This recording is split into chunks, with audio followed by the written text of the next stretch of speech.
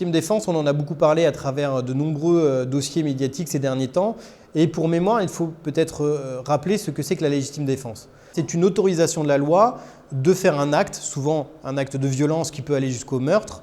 Et la loi autorise alors de faire cet acte si l'on est dans certaines conditions très précises. On appelle ça un fait justificatif. Et dès lors qu'on a ce fait justificatif, on ne peut pas être condamné, même si on a fait un acte négatif comme des violences qui peuvent aller jusqu'au meurtre.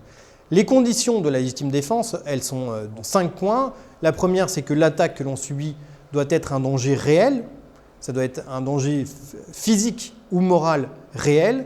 Le deuxième, c'est que ce danger doit être véritablement d'une telle force que nous avons la nécessité de riposter. Et quand on parle de nécessité de riposte, ça veut dire que si vous avez un autre moyen d'éviter le danger réel qui vous menace, vous ne serez plus dans le cadre de la légitime défense.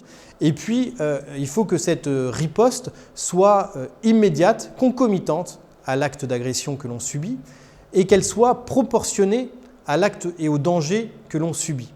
Si ces conditions sont réunies, l'acte que nous avons commis est pardonné et justifié au regard de la loi et ne peut donc pas être sanctionné. La question qui se pose aujourd'hui d'actualité est l'idée de potentiellement donner une présomption de légitime défense à la police. Les policiers demandent cette présomption de légitime défense en expliquant que les gendarmes auraient cette présomption de légitime défense.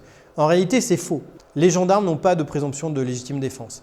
Les gendarmes ont des autorisations de tirer pour une raison simple, parce qu'ils sont militaires, ils sont dans le cadre d'une protection du territoire. Ils ont donc dans des conditions très strictes l'autorisation de prendre leur arme et de tirer. De telles autorisations commencent à exister pour la police, notamment dans le cadre du terrorisme, lorsque une personne a commis plusieurs meurtres et qu'elle est susceptible de nouveau de commettre un meurtre, les policiers sont également autorisés à tirer et à utiliser leur arme. C'est un autre fait justificatif, c'est une autre autorisation de la loi que la légitime défense. En tout état de cause, la légitime défense doit s'imposer à tous, et notamment aux policiers et aux gendarmes. Admettre une présomption de légitime défense, ça serait renverser la charge de la preuve d'une manière disproportionnée et injuste.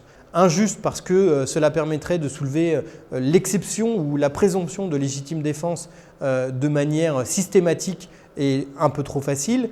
Disproportionnée parce que lorsqu'on est policier, nous avons les moyens de l'État pour prouver et pour démontrer et pour apporter la preuve.